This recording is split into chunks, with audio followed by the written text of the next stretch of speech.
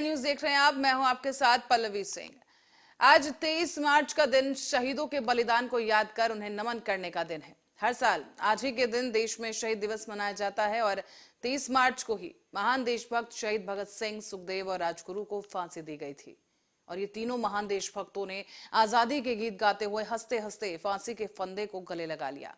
देश की आजादी की लड़ाई में इन महान स्वतंत्रता सेनानियों के बलिदान को भुलाया नहीं जा सकता और इसी मौके पर देश के प्रधानमंत्री समेत कई शीर्ष नेताओं ने इन्हें श्रद्धांजलि अर्पित की है। इस बीच दिल्ली के सीएम अरविंद केजरीवाल ने क्या कुछ कहा, आइए वो आपको सुनवाते हैं। आज शहादत दिवस है। आज के दिन शहीद आजम भगत सिंह, सुखदेव, राजगुरु इन्होंने हंसते हंसते फांसी के फंदे को चूमा था। आप सोच सकते हो कि फांसी पे चढ़ना कितना मुश्किल होता होगा, लेकिन उनके दिल में जो सपना था भारत को लेके कि एक दिन भारत आज़ाद होगा और भारत ऐसा होगा, भारत ऐसा होगा, भारत में सबको अच्छी शिक्षा मिलेगी, भारत में सबको अच्छा इलाज मिलेगा। हमें ये देखना है कि क्या आज उनका सपना पूरा हो रहा है। उनके सपने को पूरा करने के लिए जो भी हम सब मिलकर कर सकते हैं हमें करना है। आपस में लड़ना झगड़ना नहीं है, नफरत नहीं करनी, प्यार और मोहब्बत से।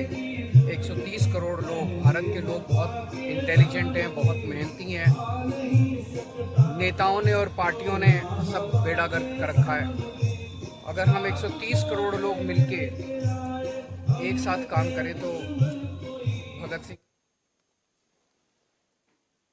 और आगरा से बड़ी खबर सामने आई है। एक घर से 421 डेटोनेटर के साथ 242 किलो बारूद बरामद किया गया है। साथ ही पुलिस ने 3 आरोपियों को भी मौके से गिरफ्तार किया। उनसे पूछताछ जारी है और शुरुआती जांच के अनुसार पुलिस का ये कहना है कि बारूद इतना ज्यादा है कि इससे पूरा गांव तबाह हो सकता है। शुरुआती पूछताछ में आरोपियों का यह भी कहना है कि बारूद का इस्तेमाल वो अवैध खनन में करते हैं और राजस्थान से विस्फोटक खरीद कर लाते हैं। और आरोपियों के कनेक्शन अब कहां से हैं, कहां तक हैं और किस किस से हैं, इन सारे सवालों के जवाब के लिए पुलिस छानबीन कर रही है। मामला थाना खैरागढ़ क्षेत्र के मिर्चपुरा का है। पुलिस आयुक्त महोदय तथा पुलिस उपायुक्त पश्चिमी जोन महोदय द्वारा अपराध एवं अपराधियों के विरुद्ध अभियान चलाया जा रहा है। इस क्रम में आज एक बड़ी सफलता हाथ लगी है। थाना खैरागढ़ क्षेत्र में एक गांव है मिर्चपुरा, जहां पे थानाध्यक्ष खैरागढ़ को ये मुखबिर द्वारा सूचना मिली थी कि उस गांव में अवैध विस्फोटक भारी मात्रा में रखे गए हैं जो अवैध काम में यूज हो रहे हैं। इस सूचना पे अपनी टीम को साथ लेकर थानाध्यक्ष खैरागढ़ द्वारा गांव में दबिश दी गई और साथ में बीडीडीएस और फायर टेंडर की टीम लेकर के वहां पे जब दबिश दी गई तो वहां उस मकान में जो संदिग्ध था उसमें तलाशी लेने पे उसमें 3 व्यक्ति गिरफ्तार हुए। उनसे पूछताछ में भारी मात्रा में वहां विस्फोटक बरामद हुआ है, जिसकी कुल मात्रा 242 किलोग्राम विभिन्न प्रकार के विस्फोटक हैं तथा 421 डेटोनेटर बरामद हुए हैं। सुरक्षात्मक तरीके से उस माल को सुरक्षित रखा गया है तथा उनको गिरफ्तार करके। और लखनऊ में लोहिया की जयंती पर आयोजित किए गए कार्यक्रम के बाद अखिलेश यादव का एक बयान सामने आया है। यहाँ अखिलेश यादव ने कहा कि उन गांव वालों का धन्यवाद जिन्होंने सारस को बचाया। बीजेपी जानती है कि दलित और पिछड़े अब जाग गए हैं, इसीलिए बीजेपी झटपटा रही है। और क्या कुछ कहा गया वो भी आप सुनिए। कि आजादी के बाद समाज को जो रास्ता दिखाना था, बाबा साहब भीमराव अम्बेडकर जी ने जो संविधान दिया था, उस रास्ते पे चल कर के ही देश का और समाज का भला हो सकता है। जहां समता मूलक समाज के लिए एक सपना देखा गया था, वहीं डॉक्टर राम मनोहर लोहिया ने गैर बराबरी को लेकर के समाजवादी आंदोलन को आगे बढ़ाने का काम किया। आज डॉक्टर राम मनोहर लोहिया जी को हम याद इसलिए भी करते हैं कि जहां पूंजीवादी लोग लगातार पूंजीवादी व्यवस्था को आगे बढ़ाना चाहते हैं और अगर हम अपने समाज को देखें तो जिस तरीके से खाई पैदा हो रही है, आज सबसे ज़्यादा ज़रूरत समाजवादी आंदोलन की है। और हमें खुशी इस बात की है कि जहां नेताजी ने हम लोगों को समाजवादी आंदोलन की विरासत दी है, और रायबरेली के रुख करेंगे, जहां नवरात्र के दौरान देवी मंदिरों की साफ सफाई और अष्टमी और नवमी के दिन रामायण पाठ कराए जाने को लेकर रायबरेली में समितियों का गठन किया गया है। जिला स्तर पर सीडीओ, तहसीलों में एसडीएम और ब्लॉक पर बीडीओ की अध्यक्षता में समितियों का गठन किया गया। इसके तहत नगर क्षेत्र के लेकर ब्लॉक स्तर तक मंदिरों को चिन्हित कर लिया गया है और इनकी साफ सफाई का काम जारी है। इसके अलावा अष्टमी और नवमी के दिन यहां रामायण पाठ के साथ ही सांस्कृतिक कार्यक्रम भी आयोजित किए जाएंगे। सांस्कृतिक कार्यक्रम में जो कलाकार आएंगे उन्हें बुलाने पर उन्हें मानदेय भी दिया जाएगा, जिसके लिए शासन स्तर से 1 लाख रुपए दिए गए हैं। इसमें संस्कृति विभाग से प्राप्त निर्देश अनुसार जो कार्यक्रम हो रहे हैं विभिन्न जगहों पर पूरे जिले में, उसमें हम लोगों को व्यवस्थाएं सुनिश्चित करानी है कि वहाँ पर लोगों के जन सुविधाओं के दृष्टिगत सभी चीज़ें सुचारू रूप से होती रहें। और जहाँ पे कलाकारों द्वारा कोई प्रस्तुति होगी उसके लिए 1 लाख रुपए जनपद को मिला है। तो उसमें जहाँ जहाँ पे इस तरह के प्रस्तुतिकरण होंगे उसमें सीडीओ साहब के माध्यम से इसको सुनिश्चित कराया जाएगा। और सभी जगहों के मंदिर, सभी पूरे ज़िले में अलग अलग क्षेत्रों का ब्लॉक वाइज चयन विभिन्न मंदिरों का करके सबसे बातचीत करके जो कार्यक्रम हो रहे हैं उसको हम लोग अच्छे ढंग से शासन के।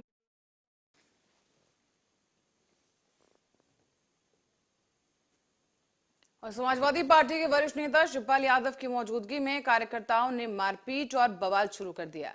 हालांकि इसकी शुरुआत समाजवादी पार्टी की पूर्व एमएलसी लीलावती कुशवाहा और उनकी बेटी के साथ धक्का मुक्की करने से की गई। इस दौरान लीलावती कुशवाहा और उनकी बेटी को चोट आई है। इसके बाद लीलावती कुशवाहा अयोध्या जिला चिकित्सालय में भर्ती बताई जा रही हैं।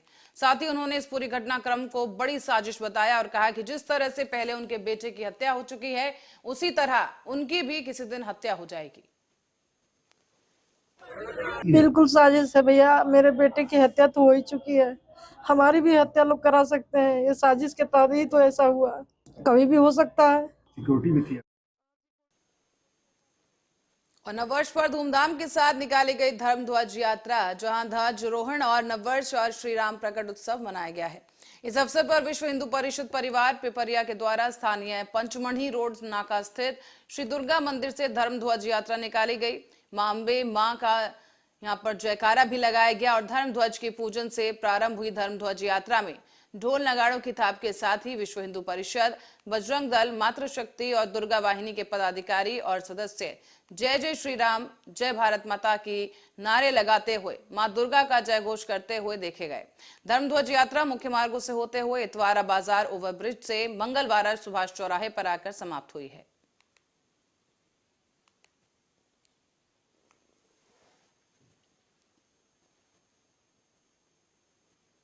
और पुलिस ने हत्याकांड का खुलासा करते हुए आरोपी को गिरफ्तार किया है।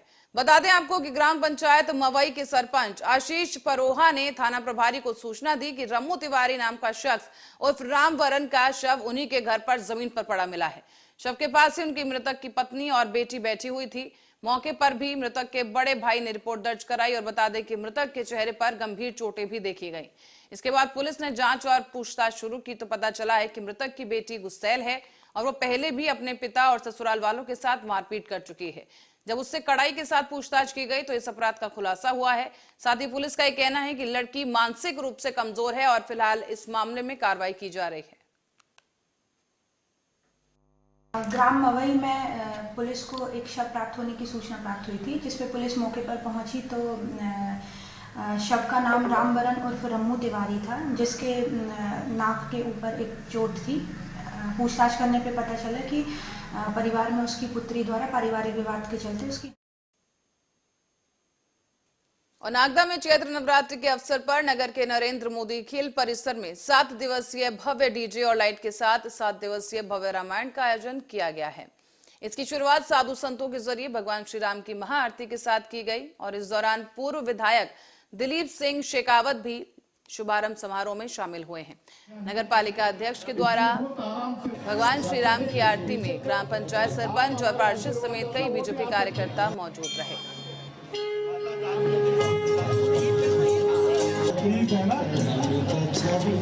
सामने से जगह सभी को छोड़ना पड़ेगा कि अतिशीघ्र, और जिनके हाथ में थाली है वो थालियां शहर में एक अविस्मरणीय दिन, एक इतिहास।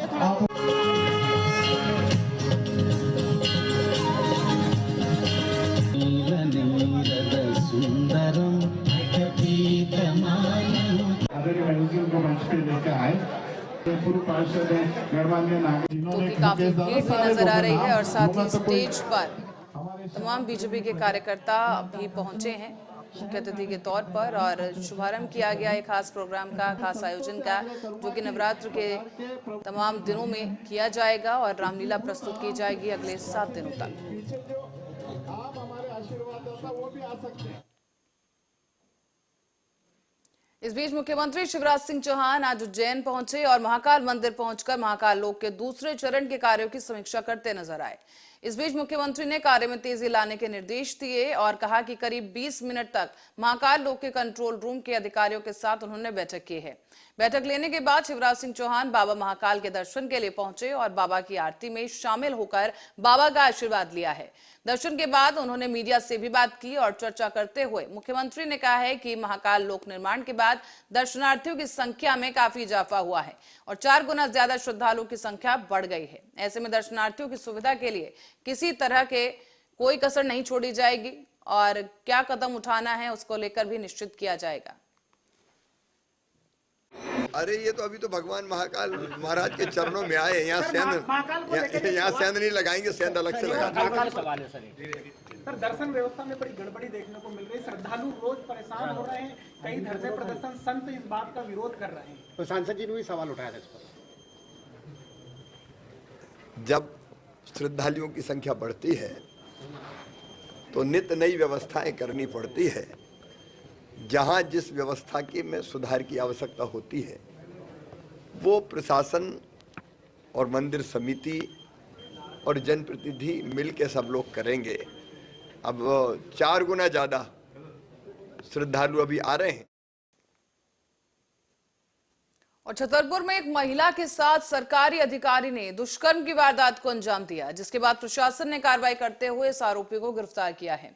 दरअसल मौसेरी बहन की तलाश कराने के बहाने एक विधवा महिला के घर अक्सर आते जाते रहने का फायदा उठाकर CWC सदस्य ने उस महिला को अपनी हवस का शिकार बना लिया है। आरोप है कि जब वो घर में अपने मासूम बच्चे के साथ अकेली थी तो पीड़िता ने अपनी आपबीती परिवार को सुनाई। उसका कहना है कि जब वो घर में अकेली थी उसके साथ दुष्कर्म किया गया और परिवार की मदद से महिला ने थाने पहुंचकर उसकी शिकायत दर्ज कराई, जिस पर CWC सदस्य के खिलाफ दुष्कर्म और SC एक्ट के तहत मामला दर्ज किया गया है और आरोपी को गिरफ्तार कर लिया गया। ये महिला थाना में अपराध पंजीबद्ध हुआ था 12 तारीख को, जिसमें CWC मेंबर हैं सौरभ भटनागर, उनके खिलाफ अपराध पंजीबद्ध किया गया था। इसमें 376 SC/ST एक्ट की धाराएं लगाई गई थी और इसमें आज उनकी गिरफ्तारी की गई है और उन्हें पेश किया जा रहा है। ये 376 का आरोप लगाया गया था और उसी में फिर इनकी गिरफ्तारी की गई। ये थाना नशे का कारोबार करने वाले अक्सर ही नशे के नए नए तरीके ढूंढ लेते हैं। वहीं इस बीच खुलासा करते हुए जिले के मेघनगर में ग्राम सजेली रेलवे फाटक पर ब्राउन शुगर बेच रहे आरोपियों को पकड़ लिया गया है।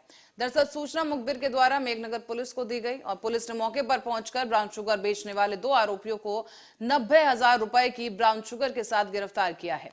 बताया जा रहा है कि आरोपियों के पास से 20 ग्राम मादक पदार्थ मिला है जो कि सजेली फाटक पर बेच रहे थे। इसे मेघनगर पुलिस ने जब्त किया है। आरोपियों के खिलाफ मामला दर्ज किया गया और उन्हें पुलिस रिमांड पर लिया गया है। कल रात में 10-11 बजे मुखबिर से सूचना मिली कि रेलवे फाटक सजेली में 2 लोग जो है ब्राउन शुगर लेकर बैठे हैं, उन बेचने की तैयारी में है।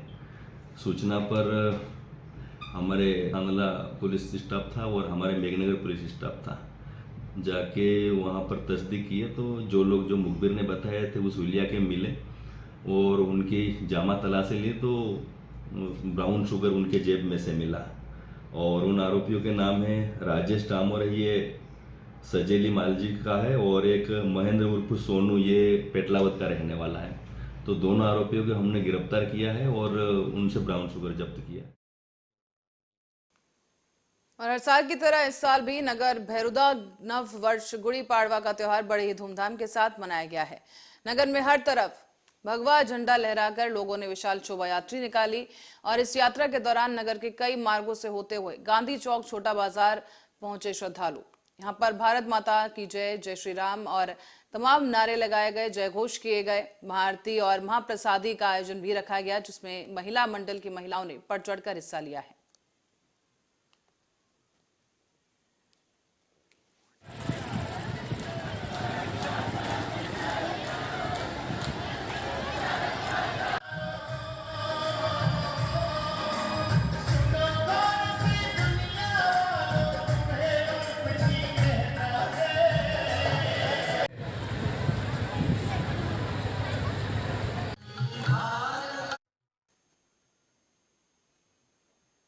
और देवास टेकरी पर स्थित मां भवानी का ये मंदिर काफी प्रसिद्ध है, जिसके बारे में आपको हम बता दें कि लोक मान्यता है कि यहाँ पर देवी मां के दो स्वरूप अपनी जागृत अवस्था में हैं और इन दोनों स्वरूपों को छोटी मां और बड़ी मां के नाम से जाना जाता है। बड़ी मां को तुलजा भवानी और छोटी मां को चामुंडा देवी के स्वरूप माना गया है और नवरात्रि के पावन अवसर पर तमाम भक्त देवी मां के दर्शन के लिए मंदिर पहुंच रहे हैं। जानकारी के लिए आपको बता दें कि इस मंदिर से एक अनोखी कथा भी जुड़ी हुई है और यहाँ के पुजारी बताते हैं कि बड़ी माँ और छोटी माँ के मध्य बहन का रिश्ता था। एक बार दोनों में किसी बात पर विवाद हो गया और विवाद से शुभ दोनों ही माताएं अपने स्थान को छोड़कर जाने लगी और उसके बाद क्या हुआ, ये आप खुद सुनिए मंदिर के पुजारी की जुबानी।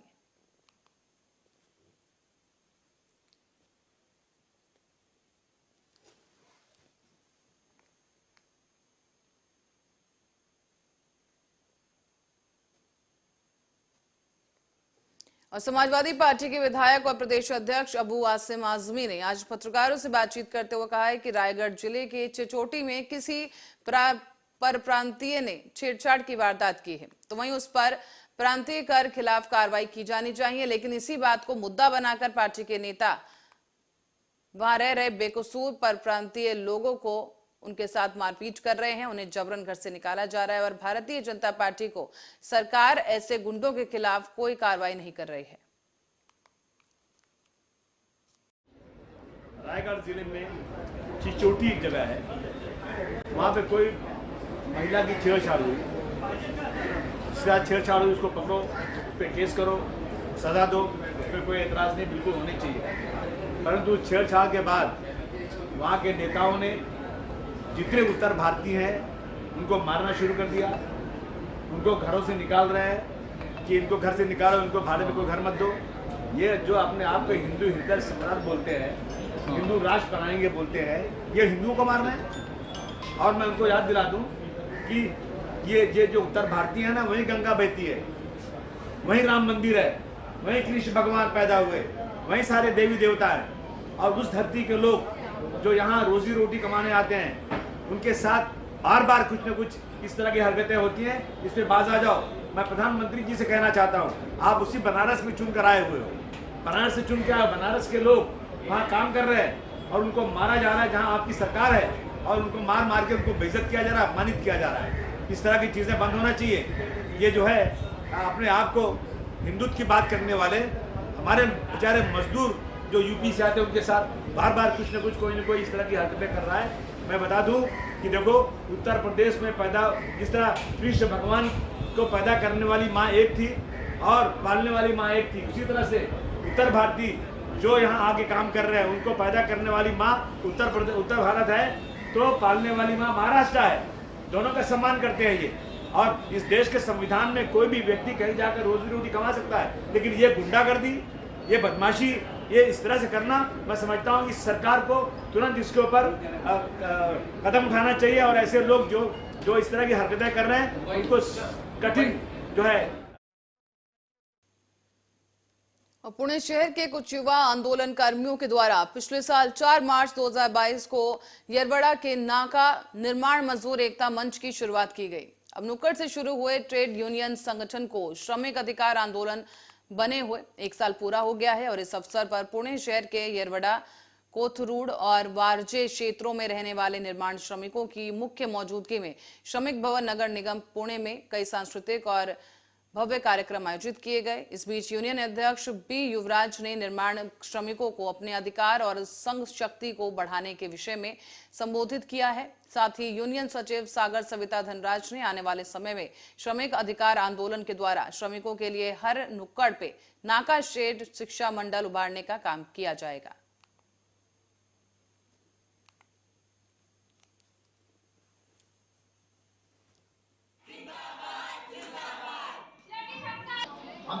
टीव्हीच्या माध्यमातून आपण पाहिलं की नुसतं ई श्रम कार्ड किंवा पेट्या जिंदाबाद जिंदाबाद जिंदाबाद जिंदाबाद। और दिल्ली सरकार के बजट पेश करने के बीच दिल्ली बीजेपी के नेताओं ने बुधवार को जंतर मंतर पे प्रदर्शन किया। सभी नेताओं ने सीएम केजरीवाल के इस्तीफे की मांग की और पूर्व केंद्रीय मंत्री विजय गोयल का कहना था कि हम नहीं चाहते कि जांच एजेंसियां सीएम केजरीवाल को गिरफ्तार करें, उन्हें खुद इस्तीफा दे देना चाहिए। तो वहीं अब आम आदमी पार्टी सरकार ने बीजेपी के खिलाफ मोर्चा खोल दिया है और जंतर मंतर पर पंजाब के सीएम भगवंत मान समेत आम आदमी पार्टी के तमाम नेता कार्यकर्ता धरने पर बैठ गए। लगातार आम आदमी पार्टी अभियान चला रही है और देखा जाए कहीं ना कहीं आज दिल्ली के जंतर मंतर पे आम आदमी पार्टी का एक धरना हो रहा है और धरना वो ये है देश के प्रधानमंत्री को हटाने की बात करें। कहीं ना कहीं जो लगता है आज जो समय दिया गया था 11 बजे का समय दिया था ये प्रोटेस्ट चालू होने का और देख सकते हैं अभी तैयारी चल रही है, कुछ लोगों और से बैठे हुए कहीं ना कहीं जो लगता है जो आम आदमी पार्टी इतना डिले क्यों भटका रही है और सवाल भी क्यों लगातार अपनी आवाज उठ रही है। कहीं ना कहीं जो लगता है क्या आम आदमी पार्टी कितने सक्षम रहेगी। कुछ लोग जो है जी कहाँ से आया सर, हम पंजाब से आए हैं डिस्ट्रिक्ट जी। आज इतना जो लग रहा है शराब नीति को लगातार भाजपा घेर रही है, लगातार आम आदमी पार्टी भी प्रोटेस्ट कर रही है, सिग्नेचर अभियान कर रही है, इसको लेकर आप क्या कहना चाहिए? आम आदमी पार्टी कितनी सक्षम रहेगी? आने वाले 2023 में हम बता देंगे और हमारी कोशिश तो यही है कि आने वाले 2024 में केजरीवाल को प्रधानमंत्री के रूप में देखना चाहते हैं। 2024 में प्रधानमंत्री के रूप में कहीं ना कहीं जो लगता है सवालों में खुद गिरते हुए नजर आ रहे हैं, जो हालात दिख रहे हैं और पोस्टर लगाया दिल्ली के अंदर तमाम जो पोस्टर देखा जा रहा है देश बचाओ भारत बचाओ मोदी को बचाओ, तो ये लगता है कहीं ना कहीं जो कितना आप देख रहे हो क्या लगेगा जो कहीं ना कहीं अरविंद केजरीवाल को सीधे ही डायरेक्ट पोस्टर लगाए जा रहे हैं दिल्ली की जगह में। दिल्ली का बच्चा भी और केजरीवाल को लेकर और इस टाइम बहुत एक्टिव है और आने वाले टाइम में बच्चों को क्या चाहिए, चंगी शिक्षा और चंगी एजुकेशन और चंगी पढ़ाई और चंगा मेडिकल स्टोर जिनका भी हेल्थ को लेकर केजरीवाल साहब बहुत अच्छा काम कर रहे हैं और आने वाले टाइम में और बहुत कुछ करने वाले हैं। और आज के दिन में हमारे को कॉल दी गई थी इनकलाब के लिए श्रद्धांजलि। आज कितने लोग आएंगे पंजाब से जो यहाँ कितने लोग कोई गिनती नहीं है सर, बहुत भारी गिनती में पंजाब। यहाँ पर देखा जाए तो आज से जब अभी स्टार्ट भी नहीं हो तो तमाम लोग देख सकते हैं यहाँ धरने में कितने लोग आए, बगल में प्रोटेस्ट चल रहा है तो आप देख सकते हो कितनी संख्या प्रोटेस्ट के अंदर जुड़ी हुई है। कहीं ना कहीं आम आदमी पार्टी के जो कार्यकर्ता वो कहीं ना कहीं नजर नहीं दिख रहे हैं और जो अभी प्रोटेस्ट स्टार्ट होने में लगभग 2 से 3 बजे का समय लगेगा। पंकज के साथ दीपक कुमार, दिल्ली। और इसी खबर के साथ ही बुलेटिन में फिलहाल के लिए इतना ही। देखते रहिए आर्या न्यूज।